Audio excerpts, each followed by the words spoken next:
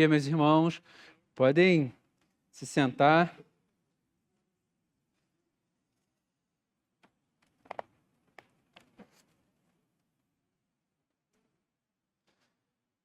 Diferente, né? Quando a gente se vê aqui durante o dia, né? Não é à noite, todo mundo junto.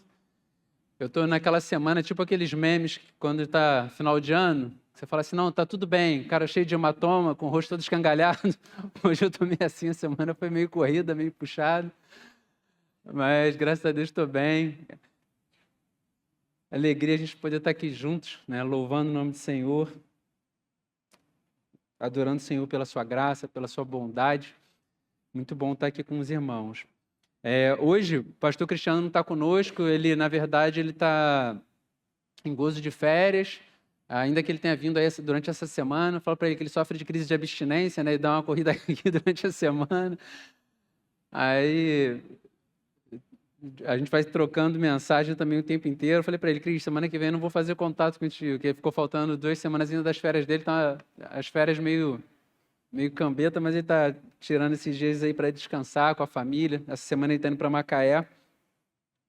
E o Bruno e a Raquel também não estão presentes com a gente hoje por conta de um compromisso que eles tinham, né? A Raquel tinha um negócio de tratamento médico agendado para hoje, então por isso não estão conosco hoje. Mas hoje, coube a mim falar um pouquinho sobre, continuar falando, né, sobre disciplinas espirituais. A gente tem caminhado nesse tema. Hoje a gente vai falar sobre o que são e o que não são disciplinas espirituais.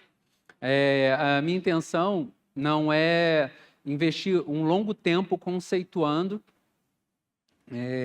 Eu entendo que talvez seja produtivo a gente falar de uma forma mais panorâmica, né, em termos de alguns conceitos, e depois, na verdade, eu vou convidá-los a gente fazer uma espécie de estudo de caso, né, sobre algumas disciplinas espirituais.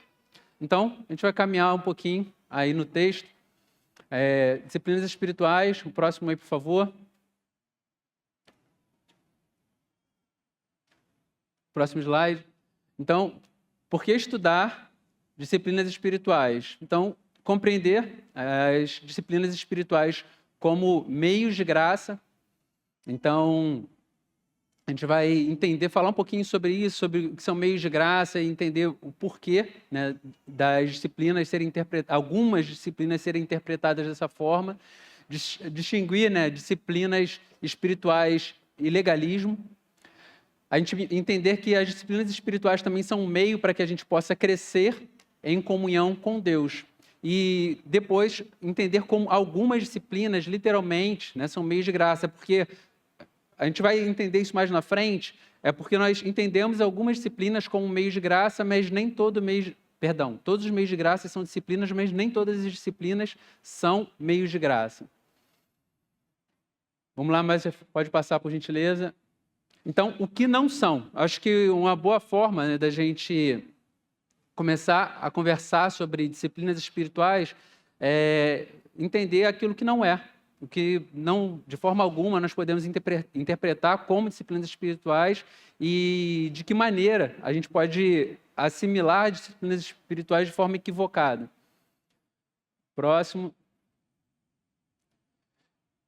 Em Atos, capítulo 15, é um texto que nós estudamos aqui na igreja, já não faz tanto tempo. O que aconteceu? Os discípulos, após a perseguição, começaram a anunciar o evangelho, saíram da região da Judéia, foram até Samaria, começaram a entrar em algumas cidades onde existia uma presença maciça de gentios, pessoas que não estavam familiarizadas com o judaísmo, não estavam familiarizadas com as leis, não estavam familiarizadas com as Sagradas Escrituras, e essas pessoas começaram a se converter ao cristianismo. Só que, por algum momento, o cristianismo era considerado uma seita dentro do judaísmo. Então, a gente pensando o judaísmo com todas as suas práticas rituais, com todas as suas cerimônias, o cristianismo passou a ser interpretado somente como uma seita. Algum grupo de pessoas que tinham uma leitura diferente acerca do cumprimento das profecias. E dentro do judaísmo, existiam aproximadamente 613 leis espirituais, cerimoniais, civis, dietéticas. Então, eram muitas leis que eram observadas. Dentro das leis cerimoniais, haviam vários rituais, diferentes tipos de sacrifícios para diferentes motivos, sacrifícios de gratidão, sacrifícios por expiação de pecados.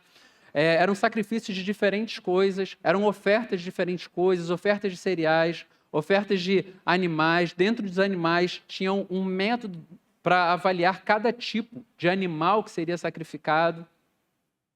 De acordo com o poder aquisitivo do ofertante, eles definiam, como a pessoa poderia oferecer essa oferta, oferecer esse sacrifício. Então, tinham muitas leis dentro da religião. Então, você imagine que se você fosse um judeu do primeiro século, acostumado com todas essas leis, entendendo que para se relacionar com Deus, você tinha que observá-las, entendendo que a sua expressão de adoração implicava em você pegar um animal, levar lá para que ele pudesse ser sacrificado, entendendo que o perdão de pecados era obtido a partir da morte desses animais, que dependendo de algumas práticas ou algumas coisas que viessem a acontecer durante o seu dia, você se considerava, era considerado alguém cerimonialmente impuro. A mulher, por exemplo, nos dias da sua menstruação, ou se você tocasse em um animal morto ou tocasse num cadáver, você era cerimonialmente impuro. Então, eram muitas coisas que eram observadas para que as pessoas se entendessem cerimonialmente aptas a adorar ao Senhor, aptas a cultuar.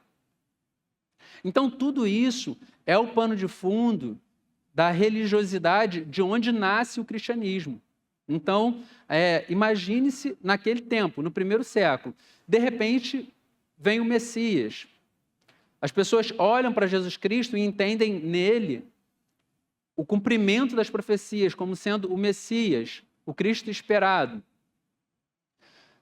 Nesse momento em que algumas pessoas olham para Cristo e o reconhecem como o Messias, como o Cristo, ainda assim, mesmo essas pessoas, elas ainda guardavam no seu coração essa relação, esse vínculo com o cumprimento de todas essas leis.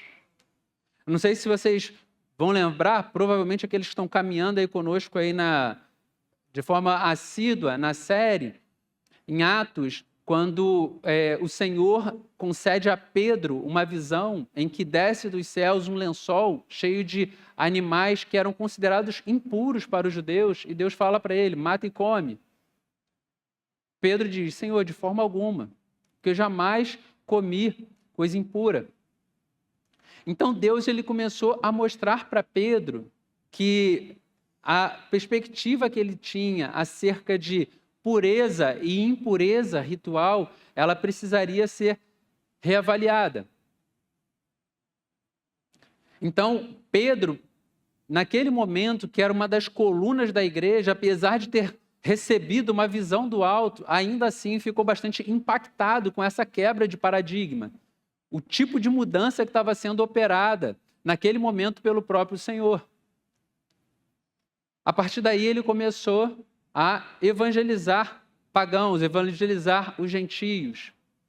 Só que para ele ainda era um grande choque essa ideia de comunicar a mensagem do Salvador, todas as promessas feitas ao Deus de Israel, entender que essas promessas se cumpriam cabalmente também àqueles que não guardavam nenhuma das leis que eles também preservavam.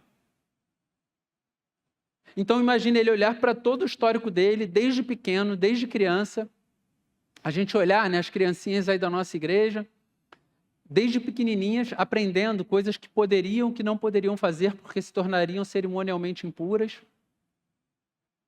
E num determinado momento, quando Cristo vem, pouco a pouco, Deus vai mostrando que todas aquelas leis, elas simplesmente sinalizavam para aquele homem que seria capaz de cumprir perfeitamente todas aquelas recomendações rituais. Porque ele sim viveria uma vida santa e perfeita. Então, quando chega em Atos, capítulo 15, acontece aquilo que foi conhecido, né, denominado pelos teólogos como o Concílio de Jerusalém. As pessoas se reúnem para poder definir o que realmente importa para nós adorarmos ao Senhor. O que realmente importa para alguém ser considerado um cristão. O que unicamente deve ser observado para que nós olhemos para a vida de alguém e a consideremos um crente fiel. Então, em meio a toda aquela discussão que foi ancorada, que teve como pedra fundamental a circuncisão, que era o grande marco do povo judeu, mas que trazia a reboque todas as leis cerimoniais.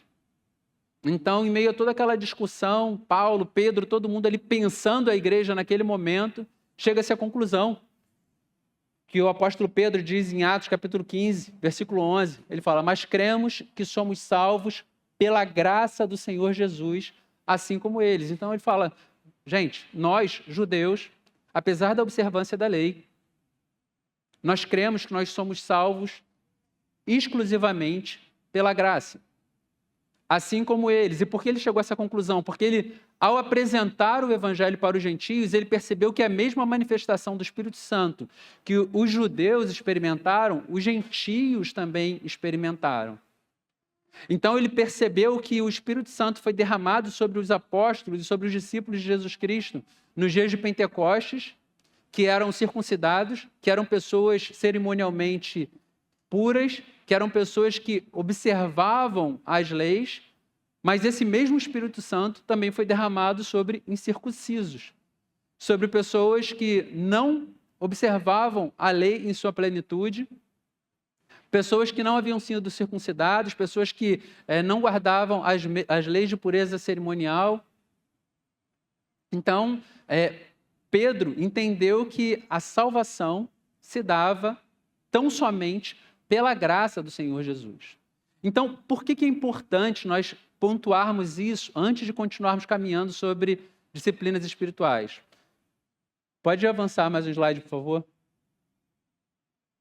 Porque quando a gente pensa sobre isso, sobre disciplinas espirituais, existe um grande erro que algumas pessoas acabam cometendo, que é de abraçar o legalismo. Acreditando que o fato de se dedicarem às disciplinas espirituais, ao jejum, oração, meditação, que isso pode fazer com que elas possam ser mais bem aceitas pelo Senhor. Mas quando a gente entende que a salvação vem somente pela graça, se é graça, é favor imerecido, e se nós precisamos complementar com qualquer outra coisa, já não é mais favor, já não é mais graça, então nós não podemos incorrer no erro de acreditar que as disciplinas espirituais, elas são uma espécie de apêndice, como se fosse mais um anexozinho à nossa salvação. Mas nós podemos perceber nelas meios de graça. O que são os meios de graça? São formas que Jesus Cristo, ele visita-nos especialmente com seu Santo Espírito. Então, pensando de forma mais geral, a teologia reformada, ela tende a enquadrar os meios de graça como palavra, oração e sacramentos. Então, a gente pensando os meios de graça, só que dentro desses meios de graça, se a gente for ainda mais conservador, por exemplo, Calvino, Berkoff, e se eu não me engano, acho que Bavinck também pensa meios de graça somente como batismo e ceia. É mais ritualístico. Pensando dentro de um pouquinho mais aberto, né, pensando na teologia reformada, palavra, oração e sacramentos, aí a gente vem alguns desdobramentos, e aí a gente vai entendendo as disciplinas espirituais encaixadas dentro de alguns desses. Então, a palavra, a pregação, a leitura devocional, a leitura pública, então, o estudo das Sagradas Escrituras. Então, quando a gente começa a estudar autores que falam especificamente sobre isso, sobre disciplinas espirituais, eles vão falar sobre a disciplina do estudo das Sagradas Escrituras. Falar sobre oração, a gente vai perceber que a oração ela está intimamente ligada à meditação, ainda que não seja somente a meditação, mas a meditação também é um meio. Então, pensando de uma forma geral, estariam enquadradas nesses 3 grandes temas, as disciplinas espirituais. A nossa intenção hoje não é pontuarmos todas as disciplinas espirituais, mas a gente tem usado aqui nessa nossa sequência de estudos alguns autores. Mark Comer, né, aquele Praticando o Caminho, Richard Foster, que também é citado em Celebração da Disciplina, e o Dallas Willard. Hoje eu vou falar um pouquinho sobre a forma como o Richard Foster ele agrupa. Pode caminhar um pouquinho, por favor. Então, o Richard Foster ele fala sobre, no Celebração da Disciplina, ele fala sobre esses 3 grupos de disciplinas espirituais. Fala sobre disciplinas interiores, que é meditação, oração, jejum e estudo. Então, tem muito a ver com aquilo que está no nosso coração, aquilo que nós pensamos, aquilo que tem a ver com algo que nós praticamos individualmente, tem relação com os nossos momentos, né, de oração. As disciplinas exteriores, que tem a ver com interação, simplicidade, solitude, e outras disciplinas associadas, confissão, adoração, orientação e celebração. Quando a gente olha por esses 3 grandes grupos aí que o Richard Foster sugere, a gente pode extrair algumas disciplinas que eu queria usá-las como base para nós pensarmos como isso se dá de forma prática. Porque quando a gente fala sobre disciplinas espirituais, a gente tem uma tendência a pensar nisso, né, entender isso como sendo algo muito místico, algo que seja para pessoas que estão debruçadas muito tempo, né, sobre espiritualidade, enfim, grandes estudiosos. Pode avançar mais um slide, por favor. Só que a gente pensar sobre disciplinas espirituais, é importante a gente entender que não é um método destinado somente a especialistas. A ideia não é essa. A gente não pode pensar que, bom, eu acabei de me converter, estou começando a caminhar agora no Evangelho, então eu acho que eu tenho que comer muito arroz com feijão ainda para que eu possa pensar sobre isso. Ou, não, daqui a algum tempo eu vou ler alguns livros, aí sim eu posso começar a pensar sobre disciplinas espirituais. Obviamente que tudo isso pode nos ajudar, podem constituir grandes ferramentas nesse processo. Só que quando nós pensamos na nossa relação com Deus, e nós entendemos que Deus é Espírito, nós paramos para pensar que, como diz um texto maravilhoso de John Piper, que esse mesmo Deus, ele escreveu um livro e ele nos deixou esse livro. Então, todo cristão, também como disse Lutero, ele por si só já é um teólogo, e nesse primeiro momento em que nós nos convertemos, nós já podemos nos debruçar sobre esse tema sim, sobre de que forma nós nos relacionaremos com ele. Então, quando a gente pensa sobre isso, a gente começa a perceber que é uma meta que deve ser perseguida por todo cristão. Quando aqueles que são casados, quando nós passamos a conviver com o nosso cônjuge, nós atravessamos os desafios de conhecer quem é a pessoa com a qual nós passamos a compartilhar a nossa vida. E para aqueles que vivem essa realidade, sabem que isso não é fácil. Isso é bastante desafiador, bastante difícil. Porque o nosso cônjuge é uma pessoa muito complicada. Então, a gente sempre tem muita dificuldade com isso. Só que ele fala a mesma coisa a nosso respeito. Então, a gente precisa se dedicar a conhecer, saber como ele é, saber como lidar. Agora, imagine como estabelecer um relacionamento com o Deus Santo, Todo-Poderoso, o Criador de todas as coisas, que se revelou a partir das Sagradas Escrituras. E, querendo ou não, ainda que seja um Deus pessoal, nós precisamos reconhecer que a forma de interação com essa divindade, com Deus, nosso Pai, não se dá da mesma forma como nós nos relacionamos com o nosso cônjuge. Nós não temos esse feedback imediato. Eu sei que nem sempre isso é bom, mas a gente nem sempre tem feedback imediato. Então, pensar sobre essa nossa relação com Deus requer dedicação de tempo.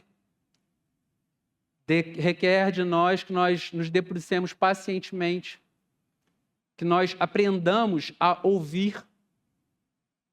Se a pessoa que mora com a gente, que fala diretamente conosco o tempo todo, nós temos dificuldades de parar para ouvir, aí cabe a gente se perguntar quantas vezes nós paramos para ouvir o Senhor, simplesmente para estar diante dele, orando, lendo as Sagradas Escrituras e ouvir o que Deus tem a nos falar.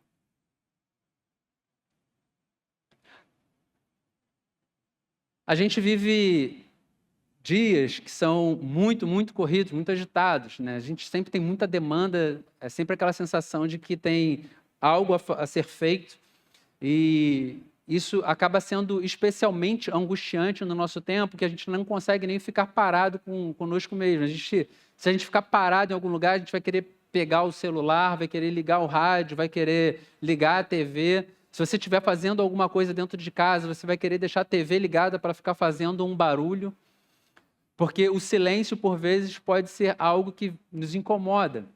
A gente não consegue ficar em momentos de solitude, de reflexão, de meditação, de contemplação.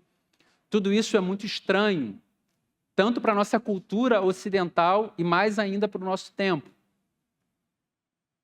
O pastor Denis, ele falou aqui no primeiro encontro um pouquinho sobre meditação, e ele falou procurou estabelecer a diferença entre meditação sob a perspectiva das religiões orientais e a meditação a partir de uma perspectiva cristã.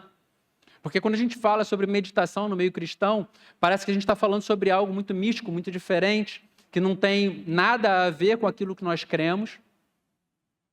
Mas isso é um grande equívoco, né? Um grande erro.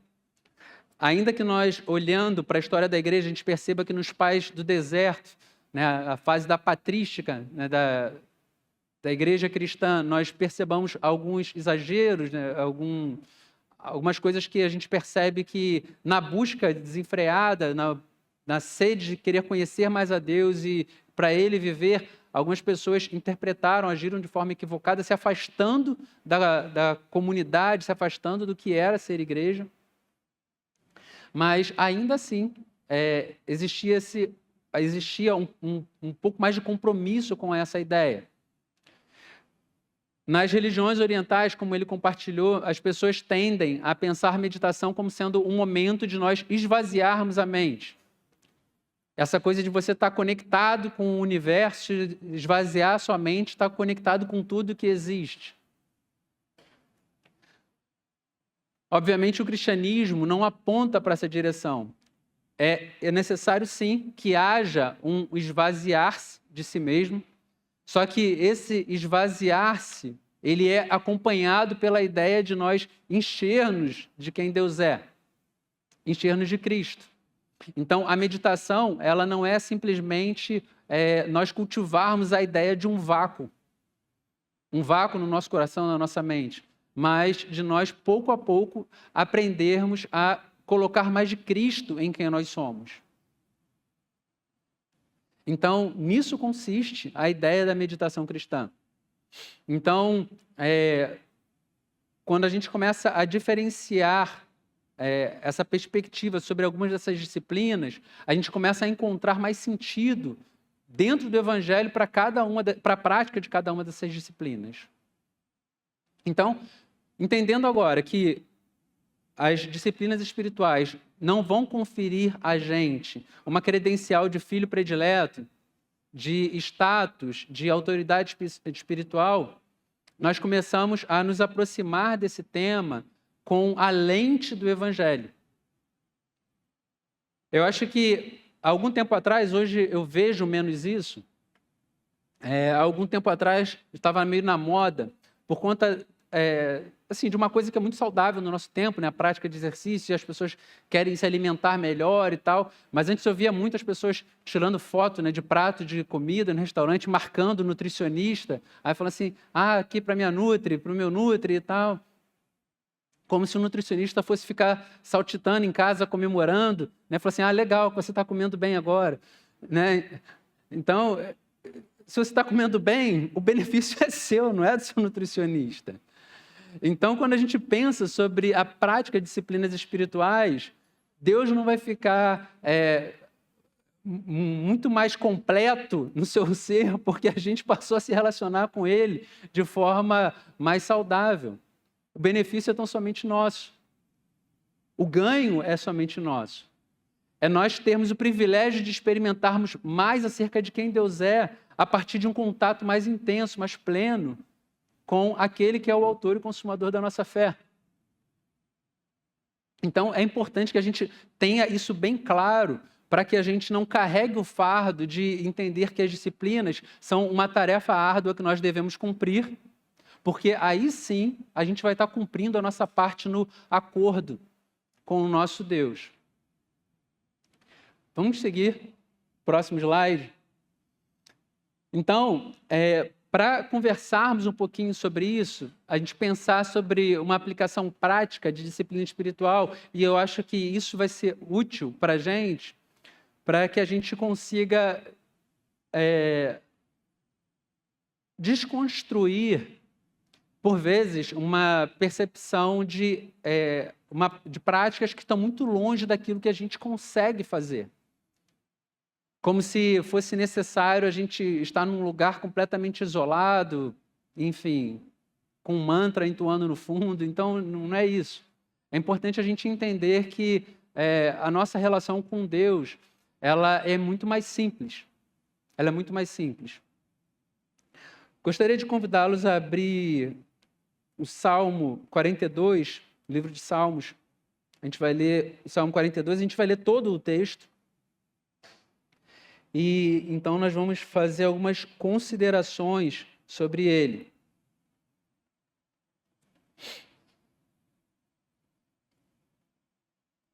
Salmo 42, a partir do versículo 1. Assim como a corça suspira pelas correntes das águas, assim por ti, ó Deus, suspira a minha alma. A minha alma tem sede de Deus, do Deus vivo, quando irei e me apresentarei diante da tua face. As minhas lágrimas têm sido o meu alimento dia e noite, enquanto me dizem continuamente, e o seu Deus, onde está? Lembro-me destas coisas e dentro de mim se derrama minha alma, de como eu passava com a multidão de povo e os guiava em procissão à casa de Deus, entre gritos de alegria e louvor, multidão em festa. Porque você está abatida, ó minha alma? Porque se perturba dentro de mim? Espere em Deus, pois ainda o louvarei. A Ele, meu auxílio e Deus meu. Sinto abatida dentro de mim a minha alma. Lembro-me, portanto, de ti, nas terras do Jordão, no Hermon e no Monte Mizar. Um abismo chama outro abismo, ao ruído das tuas cachoeiras, todas as tuas ondas e vagas passaram sobre mim. Contudo, o Senhor, durante o dia, me concede a sua misericórdia, e de noite está comigo o seu cântico, uma oração ao Deus da minha vida. Pergunto a Deus, minha rocha, por que te esqueceste de mim? Por que hei de andar eu lamentando sob a opressão dos meus inimigos? Os meus ossos se esmigalham quando os meus adversários me insultam, perguntando sem parar, e o seu Deus onde está? Por que você está abatida, ó minha alma? Por que se perturba dentro de mim? Espere em Deus, pois ainda o louvarei. A Ele, meu auxílio e Deus meu. Amém. Então, para nós nos situarmos acerca desse salmo, eu creio que é oportuno a gente pensar sobre alguns contextos possíveis em que ele foi redigido. Alguns teólogos defendem a ideia de que esse salmo foi composto por Davi, talvez quando estivesse sendo perseguido por Saul, seu sogro. Saul, apesar de ter tido em Davi um grande herói, porque lutou contra Golias, tirou a afronta que o povo filisteu havia depositado sobre Israel. Num determinado momento, Saul começou a se sentir enciumado por conta da popularidade de Davi e passou a persegui-lo, porque acreditava que ele seria um potencial usurpador do seu trono.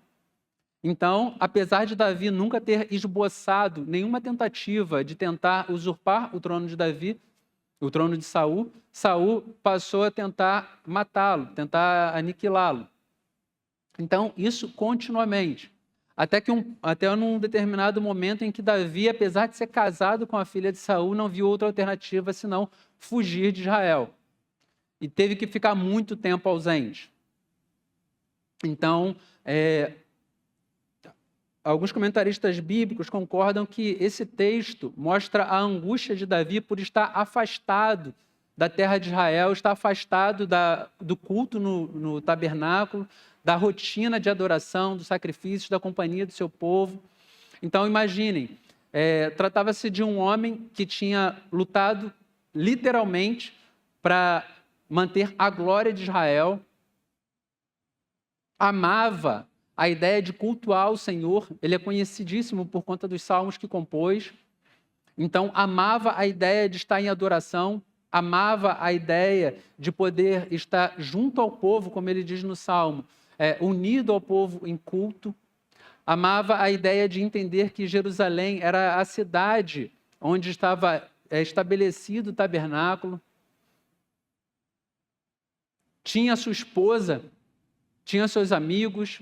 Então, Davi era apaixonado por tudo aquilo ali que estava acontecendo.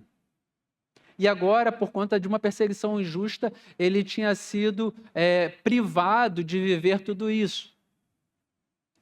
Só que Davi, ele mostra-se alguém, apesar dos seus pecados, que são descritos, né, no livro de Samuel, livro de Reis, apesar dos pecados cometidos por Davi, a gente percebe alguém que tem um coração sincero, apaixonado pelo Senhor. E esse afastamento, o fato de estar alienado da rotina do culto, da rotina de adoração, faz com que o seu coração sofra absurdamente. Está afastado dos seus amigos, está não mais dentro da terra de Israel, mas está peregrinando por outros territórios, se escondendo em cavernas. Então isso faz com que ele experimente uma tristeza absurda, porque ele dedicou a sua vida a honrar a Deus e a lutar pelo seu povo, e agora estava peregrinando por terras distantes como se fosse um bandido, um inimigo. Imaginem a tristeza de Davi. Quando no versículo 1, Salmo 42, versículo 1, ele fala que a minha alma suspira pela tua presença, a minha alma tem sede de Deus, quando me apresentarei diante de novo da tua face? Davi tem em mente essa ideia de poder estar no tabernáculo prestando adoração ao Senhor. Quando ele diz que as lágrimas têm sido o alimento dele dia e noite. Então, a gente pensar no conceito de alimento, a ideia daquilo que te sustenta, que mantém você vivo. Aquilo que te dá forças. Davi, ele não consegue mais encontrar sentido em buscar forças a partir do nutrir o seu corpo. Mas as lágrimas têm um efeito mais eficaz para ele nesse papel. O que confere a ele algum consolo, algum ânimo, é chorar. Então, imagine chegar nesse ponto da sua vida, em que o choro é a única coisa que te concede algum consolo, algum ânimo para continuar vivendo. Então, a gente percebe que está diante de alguém extremamente desesperado. A gente percebe que a gente está diante de alguém extremamente angustiado. Ele não tem lugar aonde se apoiar. E isso é tão somente descrito como sendo declarações do coração de Davi. Para a gente poder estruturar esse salmo, Barry, você pode projetar para a gente? eu coloquei aqui em alguns blocos para a gente pensar esse salmo. Então, Davi, ele começa um momento de meditação reconhecendo o seu sofrimento e identificando nas lágrimas como aquilo que é o seu sustento. Então, a meditação, ela não se resume à mera reflexão, mas de nós avaliarmos aquilo que nós estamos vivendo e procurarmos colocar em perspectiva tudo isso. Davi, ele continua. No versículo 4, 5 e 6, fala: lembro-me destas coisas e dentro de mim se derrama a minha alma, de como eu passava com a multidão do povo e os guiava em procissão, à casa de Deus, entre gritos de alegria e louvor, multidão em festa. Porque está abatida a minha alma, porque se perturba dentro de mim. Espere em Deus, pois ainda o louvarei, a Ele meu auxílio e Deus meu. Então, nesse segundo bloco, Davi, ele continua meditando. Só que agora a meditação consiste em trazer a lembrança, trazer à memória lembranças do passado. Ele começa a descrever como ele se sentia em momentos em que ele estava se dirigindo ao tabernáculo junto com o povo para poder prestar adoração. Quando a gente lê esse versículo, a gente percebe, a gente chega até a ser contagiado pela alegria que está contida no versículo. Não sei quanto a vocês, ele fala assim: lembro como eu passava com a multidão e os guiava em procissão, à casa de Deus, entre gritos de alegria, louvor, multidão em festa. Então Davi, ele está recordando de momentos de muita intimidade com Deus. Ele está se regozijando. Ele está visitando essas memórias com alegria, saudoso. Só que quando ele lembra de tudo isso, a dor dele só se intensifica, porque logo em seguida ele diz: porque está abatida a minha alma. Ele lembra dessas coisas, a alma dele se derrama. Então, quando a gente olha para essas palavras que para a gente são traduzidas como porque está abatida a minha alma, a palavra abatida, e porque se perturba dentro de mim, essa palavra abatida significa mesmo derramar, se curvar, se dobrar, verter. Então ele está sentindo a alma dele entrando em estado de fluidez quando ele se lembra que viveu tudo isso.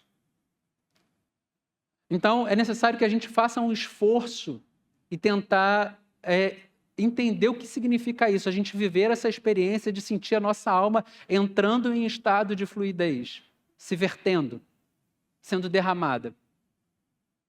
Quando ele diz: porque se inquieta dentro de mim, porque se perturba dentro de mim, a palavra, o verbo, também pode ser traduzido como porque você está gritando dentro de mim, porque você está grunhindo. A alma do salmista, ela está desesperada, aflita. A gente não consegue chegar a esses tipos de conclusões simplesmente a partir de um mero pensamento, refletindo, lembrando de algumas coisas.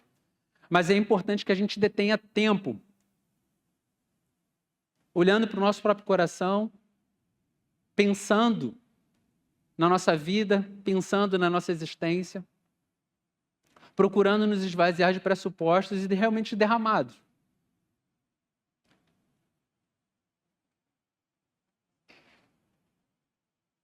Eu não sei quanto a vocês, mas por vezes meu momento de meditação ele se dá dentro do ônibus ou então quando eu estou dentro do carro, porque eu passo bastante tempo dentro do ônibus. O Beto, meu companheiro aí de jornada no ônibus, a gente passa às vezes 2 horas dentro do ônibus voltando para casa, então dá para meditar bastante. Mas certa vez eu estava a caminho de casa e eu ouvi uma música que há muito tempo eu não ouvia. Uma música que eu cresci ouvindo nessa música junto com a minha avó. Era um cantor muito antigo, certamente boa parte da audiência aqui presente não vai lembrar. Um cantor chamado Nelson Gonçalves. Quem já ouviu falar nele, Nelson Gonçalves? Vocês são velhos, hein, gente? Vocês são velhos. Era um cantor chamado Nelson Gonçalves. E ele cantou uma música que ficou muito famosa, muito famosa. Essa música é chamada Naquela Mesa. E a música, ela fala, naquela mesa ele sentava sempre e dizia sempre como era bom viver. Naquela mesa ele contava parte como foi a sua manhã. Ele contava tantas histórias que de tanto ouvir eu já sei de cor. E nos seus olhos tinha tanto brilho que não só seu filho, mas eu virei seu fã. Eu já vi aquela música várias vezes quando era criança. Várias vezes quando era criança. Mas teve uma vez que eu ouvi essa música, pouco tempo depois que eu tinha voltado de Brasília, de uma das primeiras vezes, após um dos primeiros natais que meu pai não tinha passado a mesa conosco no Natal, porque estava acamado. E de repente eu fui assaltado por esse sentimento de tristeza por pensar o que significaria isso, esse vazio no canto da mesa. Por realmente lembrar de alguém que tinha tanto brilho que eu me sentia fã desse cara. E é estranho porque a música ela tem uma perspectiva de um convite ao sofrimento por conta da ausência de alguém que o deixou. Ela foi escrita por um compositor chamado... Vai me falhar agora o nome do escritor, mas o pai dele era João do Bandolim. Ele passa a música, a letra, sob uma perspectiva tão somente de falta, de ausência. E por alguns momentos, parece que eu fui arrebatado por essa dor, por esse sofrimento de algo que jamais vai ser reposto, de algo que se perdeu, de que a gente não vai ter mais como reparar essa dor. E ele fala sobre uma dor tão doída que se ele soubesse que doía tanto, não doeria assim. Só que no momento em que eu comecei a ser tomado por esse sentimento, né, da ausência do meu pai à mesa e pensando, já prevendo que chegaria o dia em que isso se daria de forma definitiva, eu comecei a refletir sobre o Evangelho, pensando que aqueles olhos que tinham tanto brilho, que eu não só me tornei seu filho, mas também seu fã, eles poderiam estar deixando um vazio à mesa naquele momento, mas chegaria o dia em que ele ocuparia uma mesa em que todos nós estaremos ocupando para todo sempre. E que dessa mesa nós nunca mais sairemos. Nós estaremos com o Cordeiro Santo para sempre. Então, trata-se de uma forma de meditar, de pensar a nossa existência, que não se resume tão somente a nos entregar aos pensamentos que o nosso próprio coração, manchado pelo pecado, vai nos conduzir, mas de nós esvaziarmos o nosso coração e nos despirmos da nossa leitura da realidade, mas de nós investirmos tempo pensando na própria vida. E ao pensarmos nessa própria vida, a gente traz o Evangelho e encharca nessa realidade que nós estamos experimentando. Então, quando a gente olha para esse ponto da história de Davi, ele está lembrando de toda a alegria que ele viveu. Ele está lembrando de tudo que ele tinha experimentado. Só que quando ele olhava para o momento em que ele estava vivendo, quando ele olhava para a sua realidade de peregrinação no Monte Hermon, quando ele pensava sobre estar no território do Jordão, longe dos seus amigos, longe da rotina do culto, longe de tudo isso, a alma dele vai se esfacelando. A alma dele vai se derretendo. Só que ele resiste, ele diz, espere em Deus, pois eu ainda o louvarei, a ele, meu auxílio e Deus meu. No versículo 6, sinto abatida dentro de mim a minha alma, lembro-me, portanto, de ti, nas terras do Jordão, no Hermon e no Monte Mizar. Um abismo chama outro abismo, ao ruído das tuas cachoeiras, todas as tuas ondas e vagas passaram sobre mim. Então, por vezes, algumas pessoas interpretam esse texto, a ideia de um abismo chamando outro abismo, como se fosse a ideia de uma pessoa praticar algum pecado e depois se afundando em outro pecado, Só que o que o salmista está dizendo aqui não é isso. É como se a calamidade que ele está vivendo é como se fosse um grande abismo no mar, uma coisa que está tragando ele. Só que essa grande calamidade que está arrastando ele para o fundo, ela grita para outra calamidade: venha você agora é a tua vez. Quando ele pensa que ele está saindo daquela condição de miséria, uma outra condição de miséria chega. É por isso que ele fala sobre as tuas cachoeiras, todas as tuas ondas e vagas passaram sobre mim. Ou seja, foi a ira sobre a ira sobre a ira, e ele está experimentando isso de forma sucessiva, contínua. Seu coração vai se desfacelando porque ele não vê a possibilidade de melhora. Então, tudo isso se dá nesse momento de meditação do salmista. Coisas assim não acontecem num breve pensamento, num mero momento de reflexão. Imagine o que é você parar e pensar sobre a sua própria existência e você conseguir dimensionar que parte das coisas que você está vivendo se assemelham a isso. Você sendo tragado por um abismo, em seguida por outro abismo, em seguida por outro abismo. Como se tivesse um convidando o outro para poder trazer destruição para a tua vida. Então é isso que o salmista está falando, mas existe um pré-reformador chamado Jerônimo de Savonarola, um italiano, que ele diz: onde existe um profundo abismo de miséria, há de se manifestar um profundo abismo de misericórdia. Então, o salmista, ele imediatamente começa a falar para o seu próprio coração: por que está abatida a minha alma? Espera em Deus. O pano de fundo dele é olhar para a sua própria existência e clamar para que os olhos do coração dele pudessem enxergar que o horizonte tinha a possibilidade de esperança em Deus.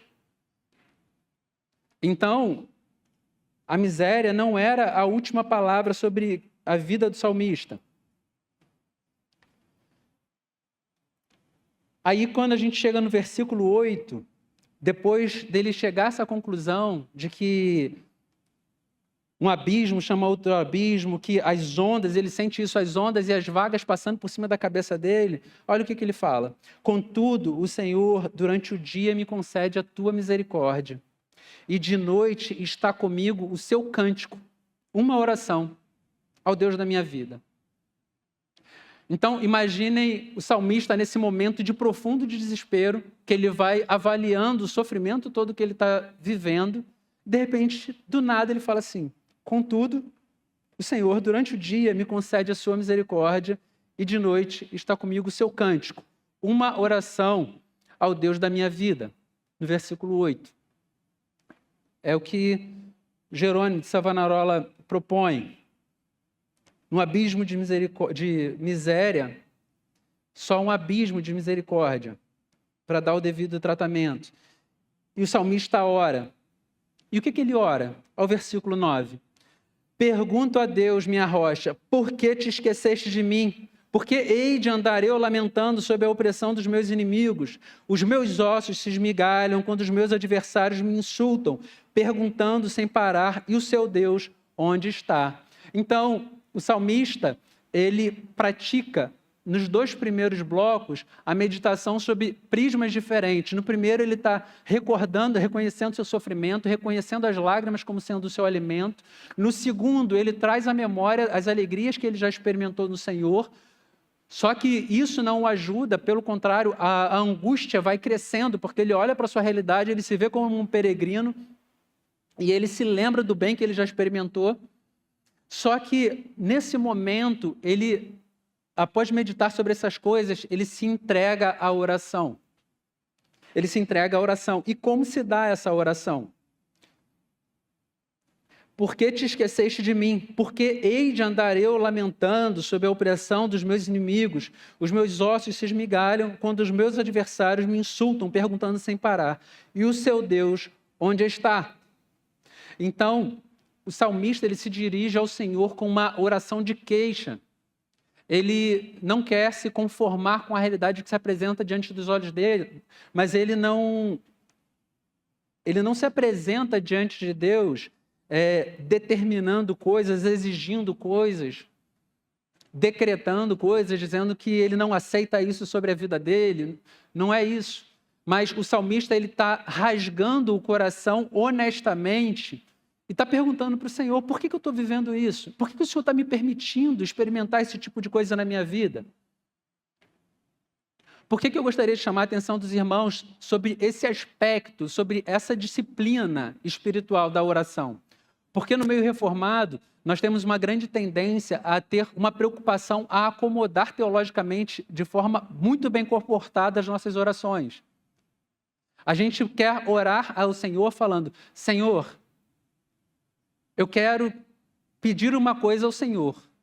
Portanto, se o Senhor quiser, se isso não for te atrapalhar, se o Senhor não estiver muito incomodado com isso, e se o Senhor entender que isso é o melhor para a minha vida, será que a gente ora assim quando a gente quer pedir alguma coisa para o nosso pai? Quando você era criança, você queria pedir alguma coisa para o seu pai, será que a gente pedia assim?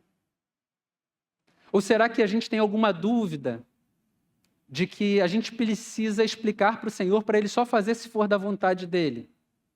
Ele sendo Deus todo soberano. Será que Ele vai fazer alguma coisa meio contrariado, chegar assim, vou fazer só porque você está me incomodando agora, eu vou fazer.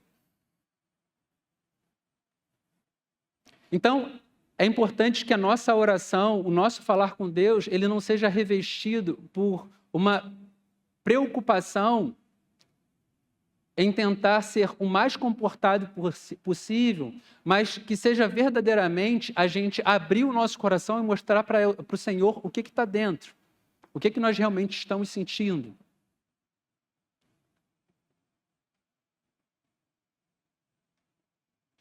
Não se trata de nós impormos ao Senhor a nossa vontade, mas alguém que medita, lembrando de quem Deus é, lembrando dos seus atributos, do seu poder, da sua grandeza, da sua majestade, jamais vai se apresentar diante do Senhor como se fosse uma espécie de credor, porque a gente já meditou e já entendeu quem Deus é. A gente já sabe estar diante de um Deus soberano e todo-poderoso. A gente entende que Ele não nos deve nada. E por isso, quando a gente ora ao Senhor, a partir desses pressupostos, não incorremos no perigo de achar que falar para Ele o que verdadeiramente estamos sentindo vai ser algo que nós faremos em meio ao nosso pecado, à nossa iniquidade de fazer uma oração mal comportada. Imagine se os apóstolos, quando estivessem orando pela vida de alguns irmãos, que nós vemos nas Sagradas Escrituras, eles falassem assim, Senhor, se for da sua vontade, o Senhor levanta, faz com que esse moço levante e ande. Eles não oram assim. Eles estão em tanta intimidade com o Senhor que eles entendiam que fazer com que aquele paralítico andasse glorificaria o nome do Senhor. Que fazer com que um morto voltasse à vida, o nome do Senhor seria glorificado. Então, eles não pediam para deleite da sua própria carne, mas eles oravam para que o nome do Senhor pudesse ser glorificado a partir das suas orações. Então, a partir do momento em que a gente começa a investir tempo meditando acerca de quem Deus é, o resultado das nossas orações vão ser orações marcadas pela reverência a quem Deus é. Então, Davi, quando ele ora, ele mostra uma indignação que não é uma indignação desrespeitosa, mas trata-se mesmo do desespero, da angústia de alguém que está sofrendo intensamente e quer que o Senhor responda qual é o motivo dessa aflição. Ele diz que os meus ossos se esmigalham quando os meus adversários me insultam, perguntando sem parar, e o seu Deus onde está? Então, ser confrontado por seus inimigos, por seus adversários, que olhavam para o sofrimento dele e entendiam que ele é alguém que estava sendo oprimido pelo Senhor, era como se fosse um triturar dos seus ossos.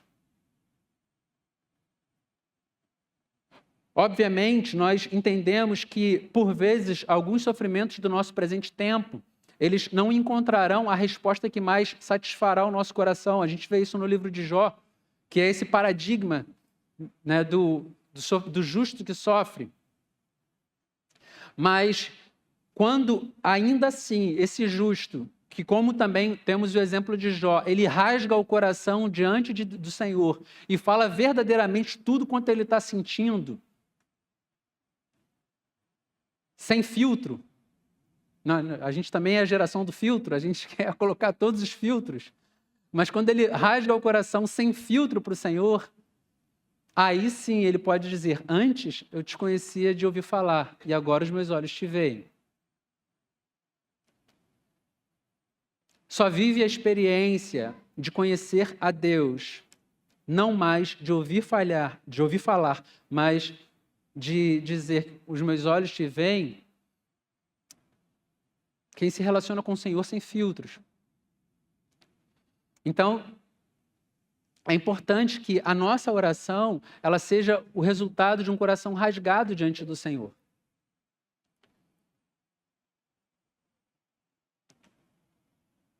E mesmo em meio a essa dor, no versículo 11, o salmista mais uma vez ele diz: por que está abatida a minha alma? Por que se perturba dentro de mim? Então, mais uma vez, ele reconhece que a sua alma continua curvada, continua derramada, continua gritando, né? Porque se perturba dentro de mim é isso. Ela está grunhindo dentro dele. Só que olha como é que ele termina o salmo: espere em Deus, pois ainda eu louvarei a Ele, meu auxílio e Deus meu. Então, a situação do salmista ainda não mudou. Ele continua peregrinando, continua expatriado, continua sendo perseguido. Só que ele olha para o horizonte da existência com a certeza de que ele pode esperar confiantemente no Senhor, sabendo que ele continuaria louvando.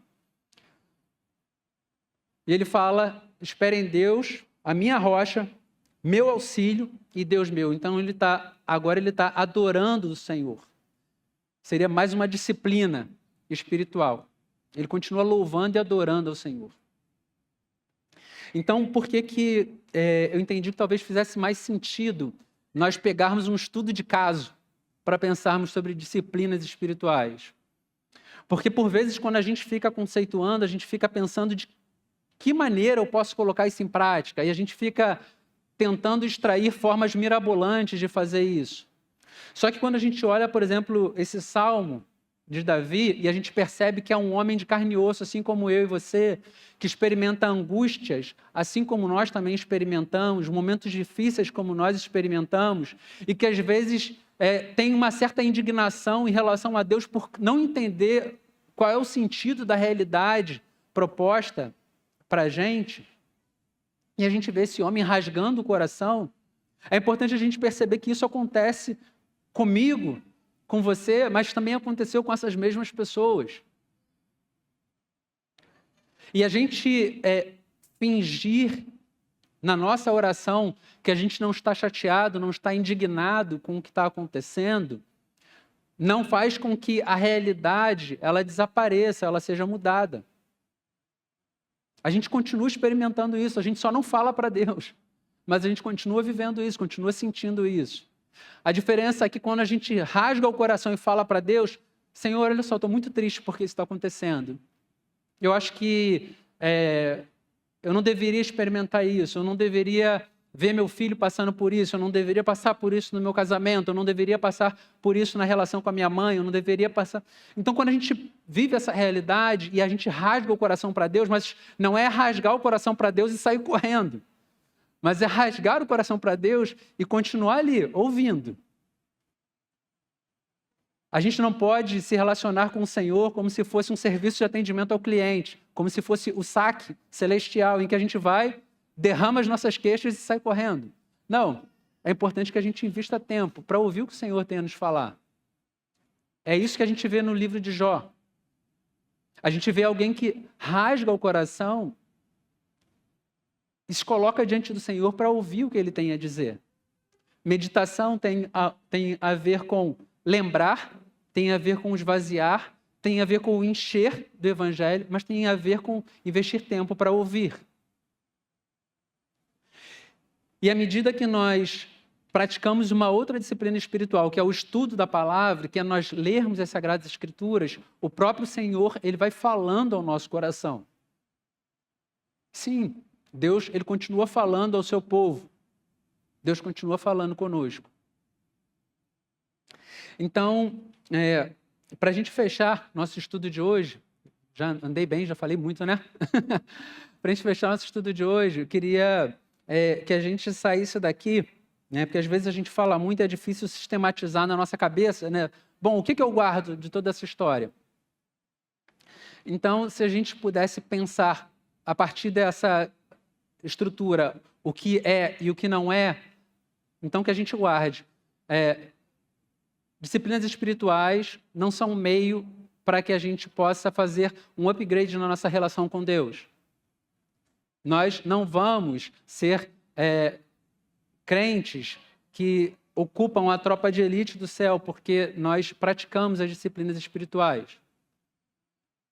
A gente não vai ganhar a estrelinha, né, de crente melhor, não é isso. Trata-se de um benefício para o nosso próprio coração. É a história da relação com o nutricionista. Não é o nutricionista que vai ficar feliz da vida porque a gente está comendo direito. Os benefícios são nossos. É a gente poder experimentar de consolo. É a gente poder experimentar de paz que o mundo não conhece. É a gente poder contar com uma serenidade que outras pessoas olham para a vida de alguns cristãos e dizem: como é que pode estar tão em paz, ainda que esteja vivendo situação tão adversa? Algo que me chama muita atenção, às vezes eu costumo compartilhar isso, é a gente olhar para alguns irmãos missionários em países cujo evangelho é fechado, onde é proibido pregar o evangelho, e essas mesmas pessoas, elas não pedem livramento, não pedem provisão, mas pedem oportunidades para poder continuar pregando o evangelho. E a gente pensa assim, como é que pode? A pessoa está ali vendo os filhos correr perigo, a esposa, o marido correr perigo, e ele só pede oportunidade para continuar pregando o evangelho. Como isso é possível? Então, tratam-se de benefícios que só experimentam aqueles que estão com o coração entregue ao Senhor. Então, a partir do momento que a gente pratica as disciplinas espirituais com constância, com intensidade, nós vamos crescendo em conhecimento, mas também em maturidade na nossa relação com Deus, em comunhão na nossa relação com Deus.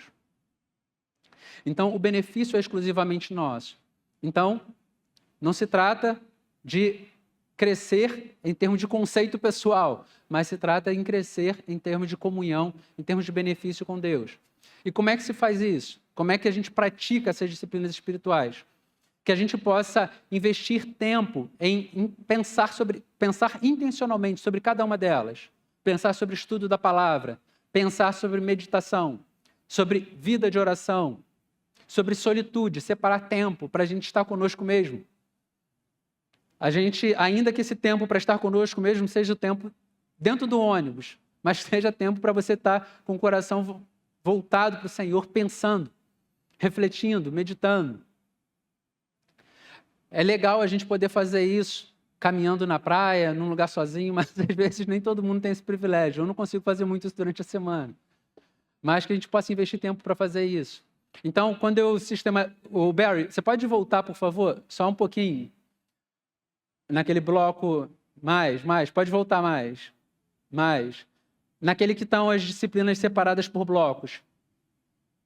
Aí, quando eu separei isso sobre as disciplinas interiores, disciplinas exteriores e disciplinas associadas, né, confissão, adoração, então que a gente possa pensar sobre elas intencionalmente. Jejum, né, pouco se fala sobre jejum. Então, que a gente possa pensar sobre elas e, como desafio... Agora sim, vamos para o final agora, Barry, para o final da apresentação. Aí, como desafio para a gente sair daqui hoje, né, eu sempre acho que é produtivo a gente sair de um encontro, né, com um dever de casa, né, pensando, né, no que fazer. Então, que a gente possa pensar numa disciplina espiritual que a gente não vive ainda na nossa rotina. Talvez você já pratique, né, o estudo das Sagradas Escrituras de forma sistemática, talvez você já tenha um tempo de oração diário, mas que você eleja uma disciplina espiritual para que você consiga tentar implementar em família, né? Na sua casa, com a sua família, enfim, mas tentar colocar em prática. Falar assim, bom, isso aqui eu ainda não faço, tentar viver isso, tentar experimentar isso. Então, que a gente possa sair daqui com esse dever de casa. Tá certo? Gente, como parte, né, do nosso encontro, né, da rotina e da liturgia do nosso encontro, a gente abre um momento aí para perguntas. Quem quiser perguntar alguma coisa ou acrescentar, fazer algum comentário, essa é a hora. Alguém gostaria de fazer algum comentário, fazer alguma pergunta? Alisson? André pode ajudar?